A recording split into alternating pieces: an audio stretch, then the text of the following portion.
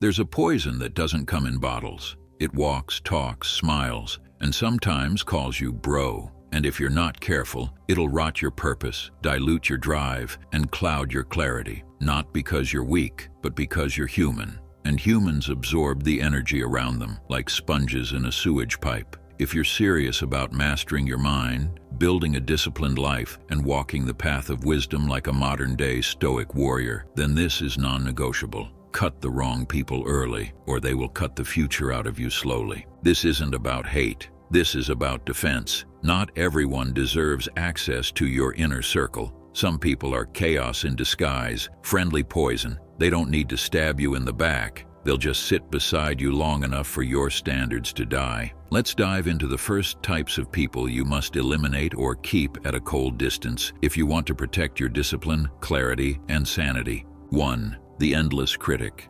They don't build, they break. You show them your progress, they show you your flaws, not because they care, but because your growth threatens their stagnation. The endless critic wastes all their time. They have no art, no results, no battles fought, just complaints dressed as opinions. This person will bleed your momentum dry because you'll start questioning your craft, your pace, your vision. But remember, critics don't take the battlefield. Warriors do. Keep moving and leave them in the bleachers. 2. The constant doubter. You tell them your goal, they laugh. You share your plan, they shrug. You speak your vision, they call it unrealistic. Their doubt isn't logic, it's fear, and fear spreads fast. Seneca said that even though we have a lot of time, much of it is wasted. The constant doubter makes sure you waste yours second-guessing your instincts. They don't understand that belief is a weapon, and that doubt, when misplaced, is betrayal. The Stoic mind sharpens itself in silence and belief, not in crowds of cowards. So here's your rule. If someone doesn't clap for your small wins, they don't deserve a front-row seat at your final victory. 3. The toxic optimist. They smile too much. They ignore the storm. They tell you everything happens for a reason while you're drowning in fire. They think positivity is a personality trait. It's not. It's a tool, and like any tool, it becomes dangerous when misused. Epictetus warned us, it's not things that disturb us, but our opinion about them. The toxic optimist's opinion is, there are no real problems. That sounds peaceful, until reality punches you in the mouth, and they're nowhere to be found. These people avoid pain, dodge truth, and call that high vibration. But you're here to face the storm and sharpen your edge inside it. Stay away from fake light. It blinds more than it guides. 4. The time leech. They always want to hang out. They just need 5 minutes. They turn hours into ash and call it bonding. They don't value time because they don't value themselves. And if you let them in, your life becomes their playground. Your schedule becomes their trash bin. Your goals rot in the background. A Stoic understands this. Time is the only currency that never refunds. You don't get to replay this life. So ask yourself, would Marcus Aurelius cancel his training to answer a pointless rant from a bored friend? Would Musashi skip sword practice to scroll with the village idiot? Of course not. You're not a therapist. You're not a babysitter. You're building something. Protect your minutes like they're blood, because they are. 5. The havoc seeker. Some people are addicted to adrenaline, not the gym kind, not the fight or flight kind, but the drama kind. They love chaos. They love gossip. They're not happy unless someone's fighting, crying, or breaking up. And here's the trick. They'll drag you in slowly. It starts with, did you hear what he said? And ends with your mind filled with noise and your peace shattered like glass. This person thrives on distraction, and distraction is the enemy of discipline. As the Stoics taught, if you seek tranquility, do less. The havoc seeker lives the opposite. So if you see the red flags, run. Because if they can't find drama, they'll create it. And if you stay long enough, you'll forget what peace even feels like. 6. The forever wronged.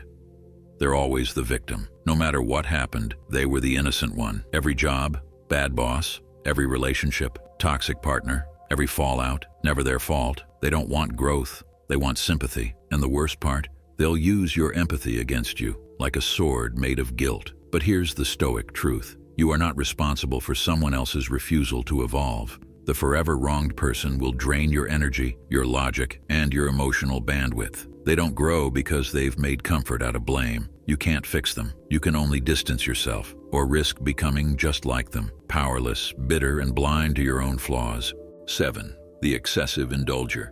They live for pleasure, not just on weekends, every day. Every conversation is about the next hit of dopamine, the next party, the next girl, the next high. And if you're not careful, you'll start thinking that comfort is the goal of life. But it's not. Comfort is the graveyard where warriors are buried. Seneca warned us, the body should be treated more rigorously, that it may not be disobedient to the mind. But the excessive indulger trains their body to be a slave to every craving. They'll tempt you with indulgence disguised as freedom. They'll make discipline look like a prison. But here's the truth. Pleasure is a tool. Overuse it, and it becomes your prison. You're not here to chase endless comfort. You're here to become fire. And fire doesn't survive by bathing in water.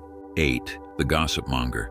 This one smiles, leans in, whispers like it's a secret. But their poison is public. It spreads through whispers, texts, group chats, and fake smiles. They speak of others as if their hands are clean, but make no mistake, anyone who gossips to you will gossip about you. Remember what Marcus Aurelius said, "The best revenge is to be unlike him who performed the injury." So when you're around this snake in disguise, don't match their filth. Just cut the cord and walk away. Gossip is soul pollution. It corrupts your focus. It turns your sharp mind into a dull echo chamber of other people's drama. And the worst part, it always comes back to bite, even if your mouth stayed shut. Stay clean, stay quiet, and stay far away. 9. The cunning puppet master. They're clever, charismatic, always 2 steps ahead in conversations, but not in a good way. They plant thoughts. They manipulate narratives. They twist situations so you question your own reality. And before you know it, you're no longer thinking for yourself. This is spiritual warfare, and the puppet master plays to win. They don't need strength. They use yours against you. Stoicism is about owning your mind, being unshakable, rooted, unmoved by deception or praise. But the puppet master thrives on control, on power dynamics. And if you don't see it early, they'll pull your strings while convincing you that you're free. Let them go. Burn the strings and rebuild your mind brick by brick with truth, not persuasion. 10. The life force leech.